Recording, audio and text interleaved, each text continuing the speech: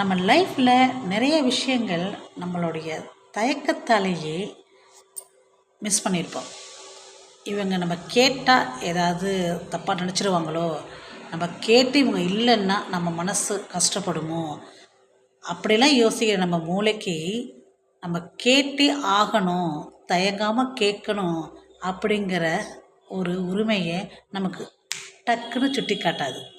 நமக்கு எந்த ஒரு விஷயமா இருந்தாலும் சரி, பொருளாக இருந்தாலும் சரி, நாம் கேட்குறதுல தப்பு இல்லை.